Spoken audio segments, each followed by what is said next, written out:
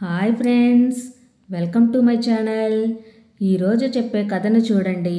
నచ్చితే లైక్ చేయండి, సబ్స్క్రైబ్ చేయండి, షేర్ చేయండి, కామెంట్ కూడా చేయండి. ఇక కథలోకి వెళ్దామా? అనగనగా ఒక ఊరిలో సోమయ్య, రాధమ్మ అనే దంపతులు ఉండేవారు. వారికి సొంత ఇల్లు, పొలం ఏమీ లేకపోవడంతో ఊరి బయట ఒక పెద్ద చెట్టు కింద నివాసం ఉండేవారు. గ్రామంలోకి వెళ్ళి ఏదో ఒక పొలంలో పనిచేసి పొట్ట నింపుకునేవారు. అలా కొంతకాలం గడిచింది. ఒకరోజు ఏదైనా పని దొరుకుతుందేమోనని సోమయ్య భార్యతో కలిసి ఊరికి బయలుదేరాడు. అలా గ్రామంలోకి వెళ్తుండగా ఆ గ్రామ సర్పంచ్ గారు పొలాన్ని కోయిస్తూ కనిపించాడు. సోమయ్య సర్పంచ్తో ఇలా అన్నాడు. అయ్యా, ఏదైనా పని ఇప్పించి కొంచెం అన్నం పెట్టించండి అయ్యా చాలు అని అనడంతో పొలం కోసే పని చేయమని సోమయ్యకి చెప్పాడు. సోమయ్య తన భార్యతో కలిసి పొలం పనులని చకా చేశాడు. వారిద్దరి పనితనం చూసి సర్పంచ్ గారు చాలా సంతోషించి వారం రోజులు సరిపడ బియ్యాన్ని సోమయ్యకి ఇచ్చాడు.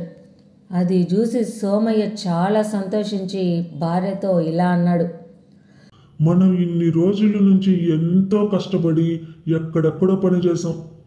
మనకి ఏ రోజుకు ఆ రోజు మాత్రమే తినడానికి గింజలు దొరికేవి. ఇప్పుడు మనకు ఆ దేవుడే మన సర్పంచ్ గారి రూపంలో వచ్చి వారం రోజులకు సరిపడే ఆహారాన్ని మనకిచ్చాడు. మనకి మంచి రోజులు వస్తున్నాయి అయ్యా, వీటిని జాగ్రత్తగా దాచుకుందాం. మనకి పని దొరకనప్పుడు తినడానికి ఉపయోగపడతాయి. అలా కొంతకాలం గడిచింది. ఒకరోజు సోమయ్య కట్టెల కోసం అడవికి వెళ్ళాడు. దారిలో ఒక వ్యక్తి కిందపడి కనిపించాడు.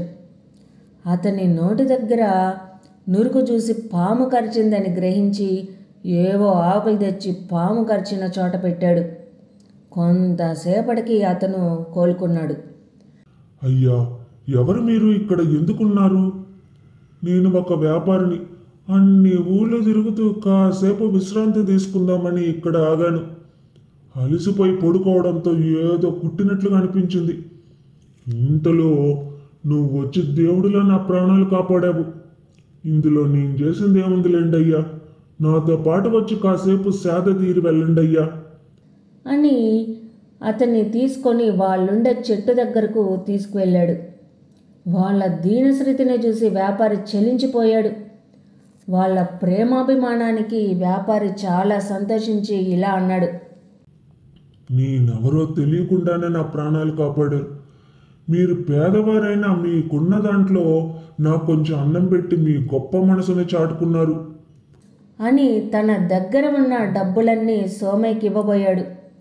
అందుకు సోమయ్య ఇలా అన్నాడు. అయ్యా, మీ డబ్బులు మాకు ఉరకనే వద్దు. మీకేదైనా సహాయం చేయాలనిపిస్తే ఏదైనా పని ఇప్పించండి అయ్యా. రోజు మాకు పని దొరకక కష్టంగా ఉంది. మీరింత కష్టాల్లో ఉండి కూడా నేను ఇచ్చే డబ్బులు వద్దంటున్నారంటే మీ నిజాయితీ ఏమిటో అర్థమవుతుంది. మీరన్నట్లుగానే మీకు పని చూపించి వెళ్తాను.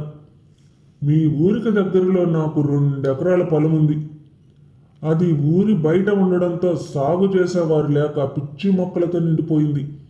అక్కడ ఏవో భూతాలు దెయ్యాలు ఉన్నాయని ఆ భూమిని కవులకు తీసుకోవడానికి ఎవ్వరూ ముందుకు రావడం లేదు.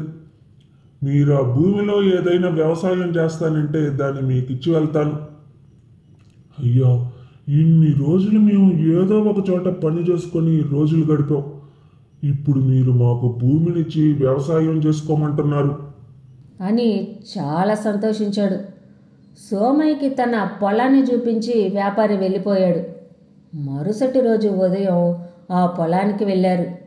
అక్కడ చాలా నిర్మానుషంగా ఉంది. అక్కడ ఒక పెద్ద మర్రి చెట్టు చూడ్డానికి చాలా భయంకరంగా ఉంది. అది చూసి రాధమ్మ ఇలా అంది. ఏమయ్యా, ఈ చుట్టుప్రక్కల మనుషులెవరూ కనిపించడం లేదు.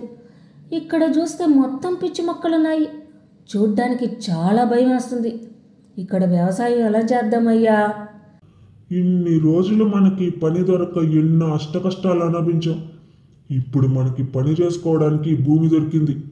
ఇది ఆ దేవుడు మనకిచ్చిన మంచి అవకాశం. దీన్ని వదులుకోకూడదు. అని అనడంతో రాధమ్మ సరేనంది. మరుసటి రోజు ఉదయం సోమయ్య తన భార్యతో కలిసి పిచ్చి మొక్కలన్నీ తీసేసి సగం పొలాన్ని దున్ని కాసేపు విశ్రాంతి తీసుకుందామని మర్రి చెట్టు కింద పడుకున్నాడు. ఇంతలో ఆ మర్రి చెట్టు నుంచి ఏవేవో వింత శబ్దాలు వచ్చాయి. సోమయ్య లేచి చుట్టూ చూశాడు. ఎవరూ కనిపించలేదు. వెంటనే ఆ మర్రి చెట్టు పైన ఉన్న దెయ్యం సోమయ్య ముందుకొచ్చింది. ఎవరు నువ్వు? ఇక్కడికి ఎందుకు వచ్చావు? నేను ఎన్ని రోజులుగా మర్రి చెట్టు పైన నివాసం ఉంటున్నాను. ఇక్కడికి మనుషులెవరూ రాకపోవడంతో నేను చాలా హాయిగా ఉన్నాను. ఇప్పుడు నువ్వు ఈ చెట్టు పక్కన ఉన్న పొలాన్ని చదును చేసుకొని పంటలు పండిస్తే మనుషులందరూ వస్తారు. అప్పుడు నాకు ఈ చెట్టు దక్కకుండా పోతుంది. నువ్వు మర్యాదగా ఇక్కడి నుంచి వెళ్ళిపో, లేకుంటే నేను చంపేస్తాను. నేను చాలా పేదవాణ్ణి.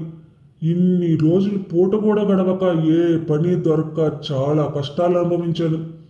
ఇప్పుడు నాకు ఒక మహానుభావుడు ఈ పొలమిచ్చి పంట పండించుకోమని చెప్పి వెళ్ళిపోయాడు. నా జీవితంలో నాకు వచ్చిన మొదటి అవకాశం ఇది. దీనిని నేను వదులుకోలేను. నువ్వు చంపినా కొట్టినా సరే నేను ఇక్కడి నుంచి వెళ్ళను. నాకు ఇప్పుడు ఈ భూమే ఆధారం అని అనడంతో ఆ దెయ్యం మనసులో ఇలా అనుకుంది. వీడెవరో మహాముండోడిలా ఉన్నాడు. వీడికి ఏదో ఒకటి చెప్పి ఇక్కడి నుంచి పంపించేయాలి. సరే, నువ్వు బాగా పేదవాడివి కనుక ఇక్కడ నువ్వు పంట పండించుకోవడానికి నేను ఒప్పుకుంటున్నాను. కానీ ఒక షరతు. నువ్వు వేసిన పంటలో భూమి పైభాగంలో పండింది నాకు ఇవ్వాలి. భూమి లోపలున్నది నువ్వు తీసుకోవాలి అని అనడంతో సోమయ్య దానికి సరేనన్నాడు. సోమయ్య బాగా ఆలోచించి మరునాడు ఉదయం పొలాన్ని దున్ని వేరుశనగ పంట వేశాడు. అలా కొంతకాలం గడిచింది.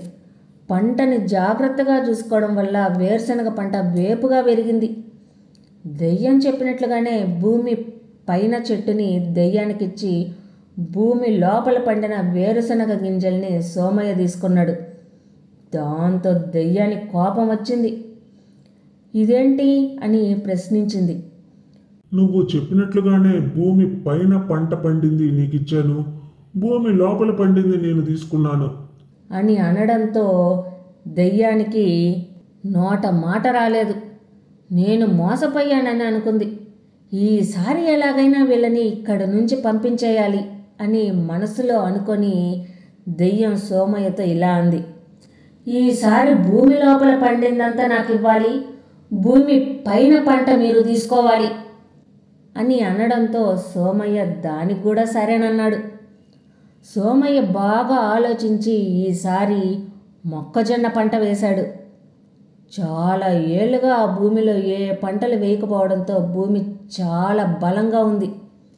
ఈసారి వేసిన మొక్కజొన్న పంట కూడా బాగా పండింది.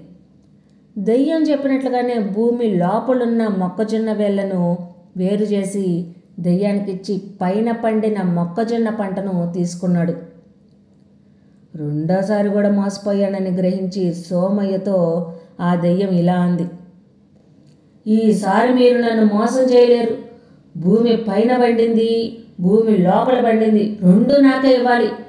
మీరు మధ్యలో ఉన్నది తీసుకోవాలి అని అనడంతో దానికి కూడా సోమయ్య సరేనన్నాడు. సోమయ్య ఈసారి కూడా తెలివిగా ఆలోచించి చెరుకు పంట వేశాడు.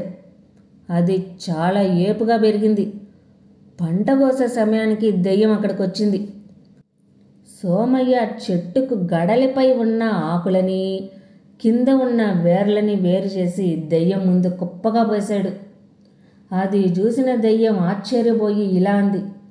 ఇక్కడి నుంచి మిమ్మల్ని ఎలాగైనా వెళ్ళగొట్టాలని ఎన్నో రకాలుగా ప్రయత్నించినా కానీ మీరు ధైర్యంగా తెలివిగా మీ పని మీరు చేసుకుంటూ పోయారు. మీ పట్టుదల నాకు బాగా నచ్చింది. ఇక మీరు ఇక్కడే ఉండండి అని ఒక డబ్బుల మూటని సోమయ్యకిచ్చి అక్కడి నుంచి మాయమయ్యింది. ఈ కథ ద్వారా మనం తెలుసుకున్న నీతి ఏమిటంటే మనకి ఎన్నో కష్టాలు ఎదురవుతాయి. వాటిని సమయస్ఫూర్తితో ఎదుర్కొని ముందుకు వెళ్తే అంతా మంచే జరుగుతుంది.